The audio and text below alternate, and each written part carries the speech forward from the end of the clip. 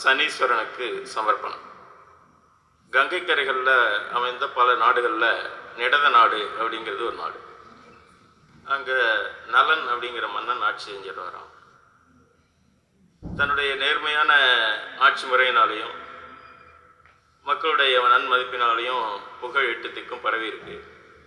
இப்படி இருக்கக்கூடிய ஒரு காலகட்டத்தில் தன்னுடைய நந்தவனத்துக்கு நலன் போகிறான். அப்போ அங்கே அன்னப்பறவைகள் மேய்ஞ்சிக்கிட்டு இருக்கு. அந்த அன்னத்தின்பால் கவரப்பட்டு அவைகளை கவனமாக பிடிச்சிட்டு வாங்க அப்படின்னு அங்கே பணி செய்கின்ற பெண்கள்கிட்ட நலன் கட்டளையிட அந்த பெண்கள் அந்த அன்னப்பறவையை கவனமாக பிடிச்சிக்கிட்டு வராங்க. பிடிச்சிட்டு கையில் வச்சுட்டு பார்க்குறப்ப அதுக்கிட்ட தன்னணியில் பேசுகிறான். இங்கே வேலை செய்யும் பணிப்பெண்களை விடவும் மிகவும் அழகாக இருக்கியே அப்படின்னு சொல்கிறப்ப அந்த அன்னம் பேச ஆரம்பிக்குது. அது உனக்கு மிக ஆச்சரியமாக இருக்கு. அப்போ இவர்களை விடவும் அழகாக ஒரு ராஜகுமாரி இருக்காங்க. அதுதான் தமயந்தின்னு பேர். விதர்ப்ப நாட்டு அரசன் வீமராஜனுடைய மகள் அப்படின்னு தமயந்தியோட அழகெல்லாம் அந்த அன்னப்பறவையினால் வர்ணிக்கப்படுறப்ப இந்த தமயந்தி மேலே நலனுக்கு காதல் உண்டாயிடுது. அப்போ என்னை பற்றி நீ தமயந்திக்கிட்ட போய் சொல்லுவியா, தூது போவியா அப்படின்னு கேட்குறப்ப அந்த அன்னம் ஒத்துக்கிட்டு தூது போகுது. தூது போய் தமயந்திக்கிட்ட நலனுடைய அழகையும் அவன் ஆட்சி செய்கின்ற முறையையும் பற்றி ரொம்ப விரிவாக எடுத்து சொல்லுது அந்த அன்னப்பறவை. அதை கேட்டதுலேருந்து தமயந்திக்கு நலன் மேலே காதல் உண்டாயிடுது. இப்படி நாட்கள் நகர்ந்துக்கிட்டு இருக்கிறப்ப அடிக்கடி இந்த நலனுடைய நினைவுகளாலே அந்த தமயந்திக்கு சோர்வு ஏற்பட்டு போகுது. இதை பார்த்த தமயந்தியோட தாய் அந்த தமயந்தியோட தந்தை வீமராசன் மன்னன்கிட்ட போய் சொல்கிறப்ப அவன் தமயந்தியை பார்க்குறப்ப தமயந்திக்கு திருமண வயது அடைஞ்சிட்டதும் அவருக்கு ஞாபகம் வருது. அப்படிங்கிறப்ப சுயம்பரத்துக்கு ஏற்பாடு பண்ணுறாரு. தமயந்திக்கு சுயம்பரம் அப்படிங்கிறது அறிவிக்கப்பட்டவொடனே பல நாட்டு அரசர்களும் அந்த சுயம்பரத்தில் கலந்துக்கிறதுக்கு புறப்பட்டு வர்றாங்க. இந்த செய்தி தேவலோகத்துக்கும் எட்டுது. எட்டி அங்கிருந்து இந்திரன், வருணன், வாயு பகவான், அக்னி இவங்கெல்லாமும் புறப்பட்டு வர்றாங்க. நலனுக்கும் இந்த செய்தி கிடைச்சி சுயம்பரத்தில் கலந்துக்கிறதுக்காக அந்த விதர்ப்ப நாட்டை நோக்கி நலனுடைய பயணம் இருக்குது. வர்ற வழியில் தேவர்களும் நலனை பார்க்குறாங்க. இதுக்கு இடையில் என்ன செய்தி பரவி இருக்கு அப்படின்னா, தமயந்தி நலனுக்கு தான் மாலையிடுவாள் அப்படிங்கிறது எல்லாருக்கும் தெரிஞ்ச செய்தியாக இருக்குது. அப்போ தேவர்கள் என்ன செய்கிறாங்கன்னா நலனை கூப்பிட்டு, நீ எங்களில் ஒருவருக்கு அந்த தமயந்தி மாலையிடணும் அப்படிங்கிறத நீ சொல்லணும், நீயே தமயந்திக்கிட்ட போய் சொல்லணும் அப்படின்னு கேட்டுக்கிறாங்க. அப்போ நலன் நான் எப்படி பாதுகாப்பில் இருக்கிற தமயந்திக்கிட்ட போய் நான் எப்படி சொல்ல முடியும் அந்த செய்தியை? தேவர்கள்னு நீங்கள் சொல்கிறதுனால உங்களை கட்டளையே நான் மீறலை, இருந்தாலும் நான் எப்படி போய் தமயந்திக்கிட்ட இந்த செய்தியை சொல்ல முடியும் அப்படின்னு கேட்குறப்ப, எங்களுடைய அருள்னால உனக்கு நீ அங்கே தமயந்தியை பார்க்கலாம், ஆனால் உன்னை யாரும் பார்க்க முடியாது, அந்த மாதிரி உனக்கு அருள் புரிகிறோம் அப்படின்னு அந்த தேவர்கள் சொல்கிறாங்க. தேவர்கள் சொல்லிட்டாங்கன்னா அந்த கட்டளையை மீற முடியாமல் நலன் தமயந்தியோட இருக்கிற அந்தப்புறத்துக்கு போய் அந்த தேவர்களுடைய கோரிக்கையை சொல்கிறான். அப்போ தமயந்தி இதெல்லாம் கேட்டுக்கிட்டு, சரி நீ அவர்கள் சொன்ன செய்தி என்கிட்ட சொன்னதா தேவர்கள்ட்ட தெரிவிச்சிருங்க, ஆனால் நீங்களும் அந்த சுயம்பர மண்டபத்தில் இருக்கணும் அப்படிங்கிறது என்னுடைய கோரிக்கை அப்படிங்கிறத நீங்கள் தேவர்கள்ட்ட சொல்லிடுங்க அப்படின்னு தமயந்தி சொல்லுது. அப்படியே ஆகட்டும் அப்படின்ட்டு தேவர்கள்ட்ட இந்த நிலவரத்தை நலன் சொல்கிறப்ப அவங்க தேவர்கள் சரி நாங்கள் 4 பேரும் உனக்கு அருள் புரிகிறோம் அப்படின்னு அவர்களுடைய வரமும் அவர்களுக்கு நலனுக்கு கிடைக்குது. சுயம்பரத்துக்காக மறுநாள் எல்லாரும் கூடியிருக்காங்க. தமயந்தி சுயம்பர மாலையோட அந்த சுயம்பர மண்டபத்துக்குள்ளே நுழையுது. கூட வர்ற பணிப்பெண்கள் இந்தந்த ஒரு ராஜாவாக காட்டி இவங்கவுங்க இந்தந்த நாட்டிலேருந்து வந்திருக்காங்க, இவங்களுடைய சிறப்பு இது அப்படின்னு சொல்லிக்கிட்டே வர்றப்ப அங்கே நலன் மாதிரியே தேவர்களும் உருவெடுத்து உட்காந்துருக்காங்க. அவர்களுக்கு சந்தேகம் தமயந்தியோட மாலை நிச்சயமாக நலனுக்கு தான் கிடைக்கும், நமக்கு கிடைக்காது. இருந்தாலும் அதை நம்மள ஒருத்தர் பெறணும் அப்படிங்கிறத என்ன செய்கிறாங்க, நலன் மாதிரியே உருவம் எடுத்து அங்கே வரிசையாக உட்காந்துருக்காங்க. அப்போ தமயந்தியோட உண்மையான காதல் வந்து எப்படி இவர்கள்ட்டேருந்து நலனை தனிமைப்படுத்தி நம்ம தெரிஞ்சுக்கிறது, சரியாக நலனுக்கே எப்படி மாலை இடுறது அப்படின்னு யோசிச்சுக்கிட்டு வர்றப்ப பார்க்குறப்ப அந்த தேவர்களுடைய கால்கள் வந்து தரையில் படியாமல் இருக்குது, கண்கள் வந்து இமைக்க முடியாமல் அவர்கள் பார்க்குற பார்வை அப்படியே இருக்குது, அவர்களுடைய பூக்கள் வந்து வாடவே இல்லை, அவர்கள் அணிந்திருக்கின்ற மலர் மாலைகள் வந்து அலங்காரம் அப்படியே இருக்குது. இவர்களில் கால் கீழே படிஞ்சும் கண்கள் இமைக்கப்பட்டும் மலர் மாலைகள் வாடியும் இருக்கிற நலனை வந்து சரியாக அடையாளம் கண்டுக்கிட்டு தமயந்தியோட மாலை வந்து அந்த நலனுக்கே கிடைச்சிருது. அது தேவர்களுக்கு வருத்தமாக இருந்தாலும் கூட அவங்க வந்து எல்லாரும் புறப்பட்டுறாங்க. தமயந்தி வந்து நலனுக்கே மாலையிட்டாள் அப்படிங்கிற செய்தியை கொடுத்தாலும் பரவுது. அதில் சுயம்பரம் முடிஞ்சு தமயந்தியும் நலனும் பட்டண பிரவேசம் வர்றாங்க. அதுக்கப்புறம் அவங்க புறப்பட்டு நிடத நாட்டுக்கு போய் ஆகணும். சுயம்பரம் முடிஞ்சு தேவர்கள் எல்லாரும் கலைஞ்சு போகிறாங்க. போகிறப்ப எதிர்த்தாப்புல சனி பகவான் புறப்பட்டு வர்றார். அப்போ கேட்குறாங்க தேவர்கள், கலிபுருடரே நீங்கள் எங்கே போயிட்டுருக்கீங்க அப்படின்னு கேட்குறப்ப சனி பகவான் சொல்கிறாரு, தமயந்திக்கு சுயம்பரம், அதுக்காக நான் போயிட்டுருக்கேன். அப்போ தேவர்கள் திருப்பி மறுமொழி சொல்கிறாங்க, சுயம்பரம் தான் முடிஞ்சிட்டேன், தமயந்தி தான் நலனுக்கு மாலை இட்டுட்டாளே அப்படிங்கிறப்ப சனி பகவானுக்கு கோபம் வருது. அப்படியா, நலனை என்ன பண்ணுறோம் பாருங்க அப்படின்னு அவர் சொல்கிறாரு. அதாவது சனி பகவானுடைய இயக்கம் வந்து மந்தமாக இருக்கும், அதனால தான் அவருக்கு மந்தன்கிற பேரும் உண்டு. சுயம்பரத்துக்கு நேரத்துக்கு அவரால் வந்து அடைய முடியல, கால் விந்தி விந்தி நடப்பார். இந்த மாதிரி இருக்கிற சனி பகவான் வந்து நலன் மேலே கோபம் கொண்டுறார். அவருடைய கோபம் அப்படியே இருக்கிறப்ப நலனும் தமயந்தியும் நிடத நாட்டுக்கு வந்துடுறாங்க. 2 குழந்தைகள் பிறக்குது. நல்ல விதமாக ஆட்சி செய்து கொண்டு நல்ல விதமாக இருக்கக்கூடிய காலகட்டத்தில் சனி பகவான் வந்து நலனை பீடிக்கிற திசை வருது. அப்போ எப்படி நலனை வந்து வீழ்த்துறது அப்படின்னு சனி பகவான் யோசிக்கிறாரு. அதற்கான நாளையும் பார்த்துக்கிட்டு இருக்காரு. எப்போதும் அன்றாட பணிகளை செய்கின்ற நலன் ஒரு நாள் சந்தியாவந்தனம் செய்யறதுக்காக கால்களை சுத்தம் பண்ணுறப்ப அதில் வந்து ஒரு பக்கம் தண்ணீர் படுறதுக்கு தவறிடுது.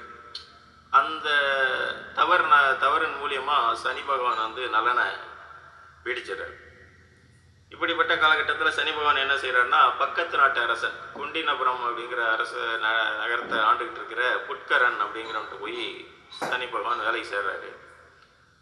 அந்த புட்கரனுக்கு வந்து ஆலோசனை சொல்கிறவராக இருக்கிறப்ப சொல்கிறாரு, இடத நாட்டு அரசன் நலனை வந்து சூதாட்டத்தினால வென்று அவனுடைய நாடு நகரங்களை நம்ம கைப்பற்றிக்கலாம், அதற்கான ஏற்பாடுகளை செய்யுங்கள் அப்படிங்கிறப்ப அவனுக்கும் ஆசை வருது. நலனுடைய ஆட்சிமை பொருந்திய அந்த ஆட்சியை வந்து தான் கைப்பற்றிக்கணும், அந்த நாடு நகரங்களை நாம் அடைய வேண்டும் அப்படின்ட்டு அவனும் புறப்பட்டு வர்றான். இதில் வந்து அவர்கள் சூதாட்டம் துவங்குறப்ப அந்த சூதாட்டத்தில் பகடை காய்களாக வந்து சனி மாறி கிடக்கிறார். அப்போ ஒவ்வொன்றாக இழந்துக்கிட்டு நாடு நகரம் எல்லாத்தையும் வந்து நலனுடைய நாடு நகரங்கள் எல்லாமே அந்த சூதாட்ட பகடை காய்களில் அந்த புட்கரனுக்கு சாதகமாக அந்த பகடை காய்கள் சனி இருந்துக்கிட்டு விழுகிறதுனால அது எல்லாமே புட்கரன் வசமாயிடுது. கடைசியாக வந்து நாடு நகரம் எல்லாத்தையும் இழந்துட்டு அவனுடைய மனைவியை வச்சு பணம் வைக்கிறியா அப்படின்னு கேட்குறப்ப அப்போ தான் சூதாட்டத்து மயக்கத்தில் இருந்த நலனுக்கு புத்தி வருது. இல்லை அப்படின்ட்டு தன்னுடைய மனைவி 2 குழந்தைகளை அழைச்சிக்கிட்டு நகரத்தை விட்டு வெளியேறார். அங்கே உள்ள மக்கள் எல்லாம் ரொம்ப அழுது புலம்புறாங்க, துக்கத்தில் இருக்காங்க. இங்கேனாச்சும் ஒரு நாள்னாச்சும் தங்கிட்டு போங்க அப்படின்னு சொல்கிறாங்க. அதுக்கும் புட்கரன் இடம் கொடுக்கல. நலனுக்கு அடைக்கலம் கொடுக்குறவங்க யாராக இருந்தாலும் அவங்களுக்கு மரண தண்டனை அப்படிங்கிற அரசாணை வந்து முரசறைந்து ஒழிக்கப்படுது. அங்கேயும் தங்க முடியாமல் இரவோடு இரவாக புறப்பட்டு வர்றப்ப தமயந்தி சொல்லுது, மாதிரி நம்ம நாடு நகரம் இழந்துட்டோம், நம்ம என்னுடைய தந்தையோட நாட்டுக்கு விதர்ப்ப நாட்டுக்கு போயிடுவோம், அங்கே போயிருக்கலாம் அப்படின்னு சொல்கிறப்ப நலன் அதை ஏற்றுக்கல. அப்போ கூடவே வந்த அந்தணர்கள்ட்ட தன்னுடைய 2 குழந்தைகளையும் அனுப்பிச்சு இந்த மாதிரி விதர்ப்ப நாட்டில் கொண்டு போய் இவங்களை சேர்த்துருங்க அப்படின்ட்டு 2 பேரும் மட்டும் புறப்பட்டு காட்டு வழியாக போயிட்டுருக்காங்க. அப்போ இரவு பொழுது வருது, எங்கே தங்குறதுன்னு தெரியல. ஒரு பாழடைந்த மண்டபம் தான் அவங்களுக்கு கிடைக்குது. 2 பேரும் அங்கே தங்கியிருக்காங்க. அந்த சனி பகவானுடைய செயல்பாட்டினால என்ன செய்யுதுன்னா, இந்த தமயந்தியை விட்டும் தான் பிரிஞ்சு போகணும் அப்படிங்கிற சிந்தனை வந்து நலனுக்கு வருது. அப்போ நெடுந்தூரம் நடந்த களைப்பினால தமயந்தி நன்றாக தூங்கிட்டு இருக்கிறப்ப நலன் முழிப்பு வருது. எந்திரிச்சு தமயந்தியோட பிரிஞ்சு போகலாம் அப்படின்னு பார்க்குறப்ப தமயந்தி தன்னுடைய புடவை தலைப்பால் நலனுடைய ஆடையை சுற்றி கட்டியிருக்காங்க. அப்போ எப்படி பிரிகிறது அப்படின்னு பார்க்குறப்ப அந்த இடத்துல ஒரு நலனோட வாலா கிடக்கிறது வந்து சனி பகவான். அந்த வாளால் அந்த துணியை கட் பண்ணிவிட்டு நலன் பிரிஞ்சு போயிடுறார். அசந்து தூங்கி எந்திரிச்ச தமயந்தி பார்த்தா இந்த மாதிரி நலனை காணும், என்ன செய்யறதுன்னு அழுது புலம்புறாங்க. புலம்பிட்டு பார்த்தா அங்கே ஒரு மலை பாம்பு கிடக்கு. அது வந்து தமயந்தியை விழுங்கிக்கிட்டு இருக்கு. அந்த நிலையில் அங்கே ஒரு வேடன் தோன்றி தமயந்தி அந்த பாம்புகிட்டேருந்து காப்பாற்றுறான். காப்பாற்றிட்டு அவன் தவறான எண்ணத்தோட தமயந்தியை தன்னுடன் வா அப்படின்னு கூப்பிட்றப்ப அவன்கிட்டருந்து தப்பிச்சு தமயந்தி ஓடுது. ஓடிட்டு இந்த மாதிரி கணவன் இல்லாத நிலையில் வந்து அடைக்கலம் தராமல் இந்த மாதிரி இவன் தவறான எண்ணத்தோடு தன்னை கூப்பிட்றானே அப்படின்ட்டு அவனை திரும்பி பார்க்குறப்ப அந்த கற்பின் தன்மையினால் அவன் எரிந்து சாம்பலாயிடான். அதுலேருந்து புறப்பட்டு வழிபோக்காக போயிட்டு இருக்கிறப்ப ஒரு வணிகன் அந்த வழியாக போகிறவன் அழைச்சிக்கொண்டு போய் தமயந்தியோட உறவினர்கிட்ட ஒப்படைக்கிறாங்க. அங்கே ஒப்படைக்கிறப்ப விதர்ப்ப நாட்டு அரசன் வீமராசன் தமயந்தியை தேடி ஒரு அந்தணர்களை அனுப்பி வைக்கிறப்ப அந்த அந்தணர் கண்ணில் தமயந்தி படுறப்ப அவரோட புறப்பட்டு தன்னுடைய தந்தையோட நாட்டுக்கே தமயந்தி போயிடுறாங்க. தமயந்தியை பிரிந்த நலனுடைய நிலை என்னவா இருக்குது அப்படின்னா, பிரிஞ்சு போயிட்டு இருக்கிறப்ப காட்டில் தீ தென்படுது, காட்டு தீ. அந்த தேவர்கள் வந்து அக்னி தேவன் கொடுத்த வரத்தினால தமயந்திக்கு தூது போனதுனால தேவர்களுடைய செய்தியை கேட்டு தமயந்தி தங்களுக்கே மாலை இடணும் அப்படின்னு தேவர்களுடைய செய்தியை சொல்ல போனதுனால அந்த அக்னி தேவன் கொடுத்த வரத்தில் அந்த தீ வந்து நலனை சுடலை. இந்த காட்டுத்தீயை கடந்து போயிட்டு இருக்கப்ப அங்கே ஒரு அபய குரல் கேட்குது, என்னை காப்பாற்று என்னை காப்பாற்று அப்படிங்கிற. அப்போ போய் பார்த்தா அங்கே ஒரு பாம்பு தீயில சிக்கிட்டு கிடக்கு. தீயோட ஆபத்து அதை நெருங்குது. காப்பாற்று அப்படிங்கிறப்ப பாம்பு பேசுதே அப்படின்ட்டு அதை தூக்கி காப்பாற்றுறான். நல்லா தூக்கி காப்பாற்று தீயை விட்டு வெளியில் கொண்டாந்து விட்றப்ப அந்த பாம்போட எண்ணம் என்னவா இருக்குது அப்படிங்கிறப்ப என்னை ஒரு 10 அடி தாண்டி கொண்டு போய் கீழே விடு அப்படின்னு அந்த பாம்பு சொல்லுது. பாம்பு இந்த மாதிரி சொல்லுது. சரி 10 அடி தாண்டி கொண்டு போய் அந்தாண்டு விடுவோம் அப்படிங்கிறப்ப கீழே விடுறப்ப அது கடிச்சிடுது. நலனை கடிச்சோன்னா என்ன ஆகுது அப்படின்னா, நலனுடைய அழகான தோற்றம் வந்து அப்படியே மாறி போயிடுது. ரொம்ப கருமை நிறமாகவும் கைகள் குட்டையாகவும் தோற்றம் மாறி போனோன்னா நலன் வந்து இந்த மாதிரி உன்னை காப்பாற்றின என்ன வந்து இந்த மாதிரி பண்ணிட்டியே அப்படின்னு கேட்குறப்ப கார்கோடகன்கிற அந்த பாம்பு, உனக்கு நன்மை செய்கிறதுக்காக தான் உன்னை நான் கடித்தேன். நீ விரும்புகிற வரைக்கும் இந்த தோற்றத்தோடு இருக்கலாம். நீ பழைய உருவம் எப்போ நீ அடையணும்னு நினைக்கிறியோ அப்போ இந்த ஆடைகளை நீ அணிஞ்சிக்க அப்படின்ட்டு ஒரு ஆடையை கொடுக்குது. ஆடை கொடுத்துட்டு மேலும் அது என்ன சொல்லுதுன்னா, உனக்கு தெரிஞ்ச தேரோட்ட தொழிலையும் சமையல் தொழிலையும் பக்கத்து நாட்டு அயோத்தி மன்னன்ட்ட போய் நீ செய்யி, அங்கே வேலைக்கு சேர்ந்துக்க. இந்த தொழிலை செஞ்சு உன்னுடைய காலத்தை கடத்திக்கிட்டு அப்படின்னு சொல்லிட்டு அந்த பாம்பு போயிடுது. அந்த கவனமாக அந்த பாம்பு கொடுத்த ஆடைகளை, கார்கோடகன்கிற அந்த பாம்பு கொடுத்த ஆடைகளை மறைச்சி எடுத்துக்கிட்டு அந்த பாம்பு சொன்னபடியே நலன் வந்து பக்கத்து நாட்டு மன்னன் அயோத்தி மன்னன்ட்ட போய் வேலை கேட்குறான். நீ எங்கே வேலை பார்த்த, என்ன வேலை உனக்கு தெரியும் அப்படின்னு கேட்குறப்ப, நான் நல்லா தேர் ஓட்டுவேன், நல்ல சமையல் செய்வேன், இந்த 2 வேலையும் என்னால் சிறப்பாக செய்ய முடியும், இந்த மாதிரி நடந்த நாட்டில் நான் வேலை பார்த்துருக்கேன் அப்படின்னு சொன்னோன்னா அந்த வேலை கிடைக்குது. வேலையில் சேர்ந்ததுக்கப்புறம் அந்த வேலை நடந்துக்கிட்டு இருக்கு. இங்கே தமயந்தி நலனை தேடுகின்ற முயற்சியில் ஈடுபடு. இந்த மாதிரி பிரிந்து போன கணவனை எப்படி தேடுறது அப்படிங்கிறப்ப அங்கே இருக்கிற ஒரு பண்டிதரை கூப்பிட்டு ஒரு செய்தி சொல்லு. நான் சொல்கிற செய்தியை நீ எங்கே பார்த்தாலும் நாடு நகரங்கள்லேயும் எங்கே பார்த்தாலும் பல நாடு தேசங்களுக்கு போய் இதை நீ சொல்லணும். இதுக்கு யார் மறுமொழி சொல்கிறாங்களோ அவங்கள பற்றின விவரங்களை அறிஞ்சிக்கிட்டு வந்து என்கிட்ட சொல்லு அப்படின்னு சமயம் சொல்லுது. இதை கேட்ட அந்த பண்டிதர் வந்து அந்த செய்தியை எடுத்துக்கிட்டு பல தேசங்களுக்கும் போகிறாரு. மக்கள் கூடுமிடங்கள்லேயும் நாற்சந்திகள்லேயும் அந்த செய்தி சொல்கிறார். என்ன செய்தின்னா, காரிருளில் கானகத்தில் காரிகையை கைவிட்டு போவதும் வெந்தற்கு போதுமோ அப்படின்னு பாடுறார். அதற்கு யார் மறுமொழி சொல்லுவா அப்படின்னா, ஒரு இருட்டில் காரிருளில் காரிகையை ஒரு பெண்ணை கைவிட்டுட்டு ஒரு மன்னன் போகிறது வந்து அவனுக்கு அவனுடைய தகுதிக்கு பொருத்தமா அப்படிங்கிற இந்த கேள்விக்கு யார் பதில் சொல்லுவா அப்படின்னா, குற்றமுள்ள நெஞ்சு தான் குறுகுறுக்கும் அப்படிங்கிறதுல யார் வந்து அதனால் பாதிக்கப்பட்டாங்களோ அவங்க தான் முதல் மொழி சொல்ல முடியும். இந்த பாட்டை எங்கே பார்த்தாலும் அவர் சொல்கிறப்பெல்லாம் யாரோ பைத்தியம் அப்படின்னு ஒருத்தவங்க சொல்கிறாங்க, யாரோ பித்தன் போலும் அப்படின்னு இன்னொருத்தவங்க சொல்கிறாங்க. மக்கள் கூடுமிடங்கள்லையும் நாற்சந்திகள்லையும் நகரத்தின் தெருக்கள்லையும் இந்த அந்தனர் பாடிக்கிட்டே போகிறப்ப யாருமே பதில் சொல்ல. இந்த மாதிரி விடை தான் அவருக்கு கிடைக்குது. இந்த மாதிரி எங்கே பார்த்தாலும் சொல்லிட்டு போகிறப்ப அயோத்திக்கு வர்றாரு அந்த பண்டிதர் வர்றாரு. அப்போ அங்கே ஒரு தடாகம் இருக்குது. கரைகளில் மக்கள்லாம் நின்றுட்டு இருக்காங்க. இந்த இடத்துலையும் சொல்லுவோமே அப்படின்னு சொல்கிறப்ப, கார் இருளில் கானகத்தில் காரிகையை கைவிட்டு போவதும் வெந்தற்கு போதுமோ அப்படின்னு சொல்கிறாரு. அப்போ ஒரு குரல் கேட்குது, விதியின் வழி அதுவாகும் அப்படின்னு. யாருன்னு திரும்பி பார்த்தா அந்த தடாகத்தில் குதிரைகளை குளிப்பாட்டிக்கிட்டு இருக்கிற ஒரு கரிய உருவம் கொண்ட ஒரு மனிதன். அதுதான் நலன். ஆனால் அதை பார்த்தா இப்போ அந்த மறுமொழி சொன்னது இந்த ஒரே ஒரு ஆள் தான். பார்த்தா நலனா தெரியல. இந்த அந்தரனுக்கு பெரும் குழப்பமாக போயிடுது. நேராக இவ்வளோ இடத்துலையும் சொன்னால் யாருமே மறுமொழி சொல்லலை, இந்த ஒரு மறுமொழி மட்டும் கிடச்சிருக்கு அப்படின்ட்டு அந்த மனிதனை பற்றின தகவலை தெரிஞ்சுக்கிட்டு நேராக தமயந்திக்கிட்ட வந்துடுறாரு. வந்து சொல்கிறாரு, இந்த மாதிரி பல தேசங்களையும் சொல்லி பார்த்தோம் மகாராணி, இந்த மாதிரி இதுக்கு யாருமே மறுமொழி சொல்லலை. ஆனால் இந்த ஒரு மனிதன் மட்டும் மறுமொழி சொன்னார், இந்த மாதிரி சொன்னார். ஆனால் அவர் நம்ம மகாராஜா மாதிரியான தோற்றத்தில் இல்லை. அவர் வந்து அயோத்தி மன்னன்ட்ட சமையல் வேலையும் தேரோட்டுற வேலையும் செஞ்சுக்கிட்டு இருக்காரு அப்படின்னு சொன்னோன்னே தமயந்திக்கு தெரியுது இது நலனாக தான் இருக்கக்கூடும் அப்படின்னு. அப்பவும் தமயந்தி தன்னுடைய தந்தையாருக்கு தெரியாமலே அந்த பண்டிதன்ட்டையே திருப்பி சொல்லி அனுப்புது, தமயந்திக்கு 2ஆம் சுயம்வரம் நடக்குது அப்படின்னு. அந்த அயோத்தி மன்னனுக்கு மட்டும் தெரிவிக்கிற மாதிரி செய்தியை வீமராசன் அனுப்பின மாதிரி அனுப்புது.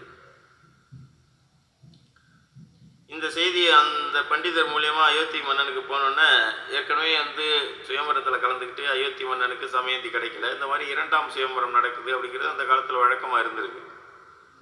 அப்போ நாளைக்கே சுயம்பரம் அப்படிங்கிற செய்தி ரொம்ப லேட்டாக தான் கிடைக்குது. எப்படி இவ்வளோ தூரம் போக முடியும் அப்படின்ட்டு தன்னுடைய தேரோட்டியாகவும் சமையல்காரனாகவும் இருக்கிற நலன், வாகுவனுங்கிற பெயரோடு இருக்கிற நலனை கூப்பிட்டு இந்த மாதிரி நாளைக்கே போகணும், நாளைக்கு சுயம்பரம் அப்படிங்கிறப்ப நலன் வந்து யோசித்து பார்த்துட்டு சொல்கிறான், இது வந்து உண்மையாக இருக்கிறதுக்கு வாய்ப்பு இல்லையே அப்படின்னு. இல்லை வாகுவா, இந்த மாதிரி என்னைத்தான் வந்து தேர்ந்தெடுக்கிறதா தமயந்தியோட திட்டம் இருந்துச்சு. ஆனால் மாலை தவறி போய் நலன் கழுத்தில் விழுந்துட்டு இந்த வாட்டி தமயந்தி எனக்கு தான் மாலையிடுவாள், உடனே பரப்பணும், தேர ஆயத்தம் செய்ய அப்படின்னு அயோத்தி மன்னனுடைய கட்டளையாக இருக்குது. மன்னனுடைய கட்டளையை மீற முடியாமல் நலனும் தேர்களை ரெடி பண்ணி கொண்டாந்து 2 பேரும் ஏறி புறப்பட்டு வர்றாங்க. தேர் ஓட்டுவதில் வல்லவனான வாகுவன் என்ற பெயர் இருக்கிற நலன் தேர் ஓட்ட தேர் வந்துக்கிட்டு இருக்கு. அந்த காற்றின் வேகத்தால் அந்த அயோத்தி மன்னனுடைய மேலாடை பறந்து போகுது. மேலாடை பறந்து போகுது அப்படின்னு சொல்கிறதுக்குள்ளே அந்த தேர் வந்து 10 காத தூரம் தாண்டி வந்துடுது. இதை பார்த்து ஆச்சரியப்பட்ட அந்த அயோத்தி மன்னன் வாகுவன்கிட்ட வாகுவன்கிற நலன்கிட்ட சொல்கிறான், நீ இந்த தேரோட்டுற வித்தை எனக்கு கற்றுக் கொடுத்தீங்கன்னா எனக்கு தெரிஞ்ச வித்தையான சூதாடும் வித்தையை உனக்கு நான் கற்றுத்தர்றேன் அப்படின்னு. அப்படியா அப்படின்ட்டு அந்த தேரோட்டுற வித்தையை 2 பேரும் ஒரு இடத்துல உட்காந்து பரிமாறிக்கிறப்ப இந்த சூதாடும் வித்தையும் அது சூதாடுவதில் சிறந்த அயோத்தி மன்னனுடைய அந்த வித்தையும் இங்கே பரிமாறப்படுகிறது.